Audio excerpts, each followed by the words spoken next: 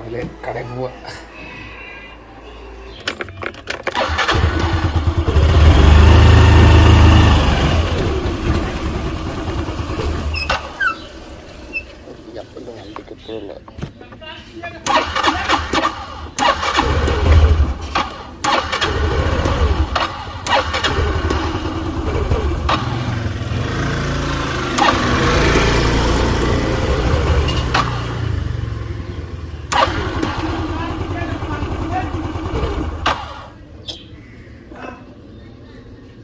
അപ്പനെ വണ്ടി കിട്ടുള്ളൂ.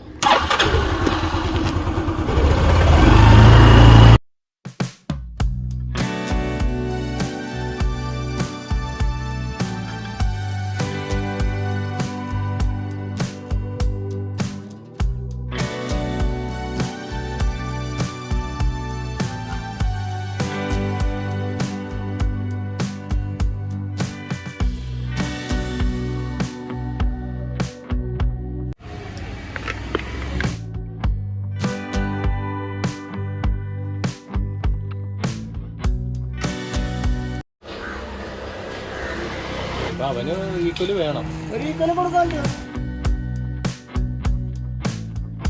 ജസ്ലിനെ കൊണ്ട് അങ്ങനെ വഴി പോകണമായിരുന്നു. ഞാൻ വന്നപ്പോൾ താമസിച്ചു പോയി.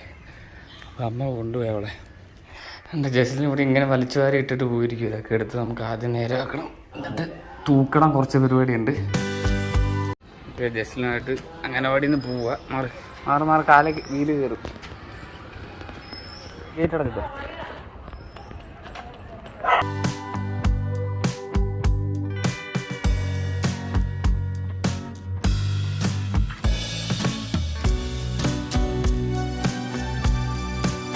കഞ്ഞി കുടിച്ച് ജസ്റ്റിനെല്ലാം പഠിച്ച്.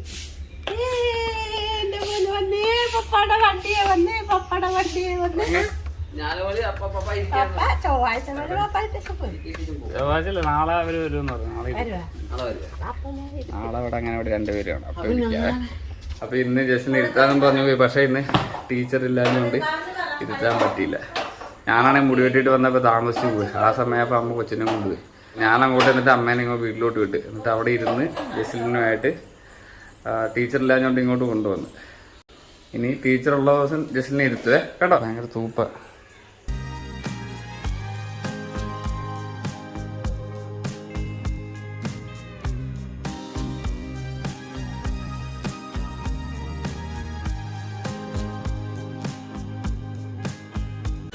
ഓക്കെ, എക്സസൈസ് കഴിഞ്ഞിട്ട് കുളിച്ചിട്ട് ചോറ് കഴിക്കണം. അത് കഴിഞ്ഞ് 4 മണിയൊക്കെ ആകുമ്പോൾ ലിപി വരും.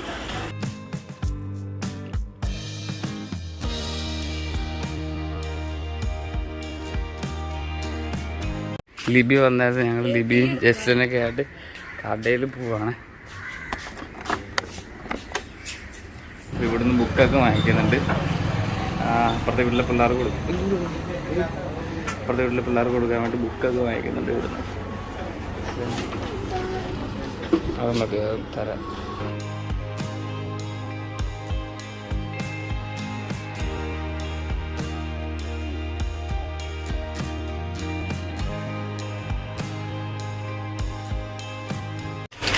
നമ്മളിത് ഇത്രയും സാധനങ്ങൾ വാങ്ങിച്ചിട്ടുണ്ട്. ബുക്കും അതൊന്നും വേണ്ട, അതൊക്കെ അവിടെ അംഗനവാടിയിലുണ്ട്. ജസ്ലിന് ബുക്കില്ലല്ലോ. ജസ്ലിന് വാങ്ങിച്ചത് ഇത് മറ്റേ ക്രയോൺസ് ആണ് കഥ. പിന്നെ ഇത്രയും ബുക്കും വാങ്ങിച്ചു. ഈ ചാർട്ടൊക്കെ ലിപിക്ക് വാങ്ങിച്ചതാ. ബാക്കി ബുക്കെല്ലാം ബുക്കും പേനയൊക്കെ ഉണ്ട്. ഈ പേനയെല്ലാം അപ്പുറത്തെ പിള്ളേർക്ക് വാങ്ങിച്ചത്. ബുക്കുണ്ട്, പേനയുണ്ട്. ഓക്കെ, ഞങ്ങളങ്ങനെ വീട്ടിലെത്തി. നീ സാധനം എടുക്ക്. ലിപി ഇത് എടുക്കടി. അവളെ ബിന്ദു എന്തൊന്ന് പോകും.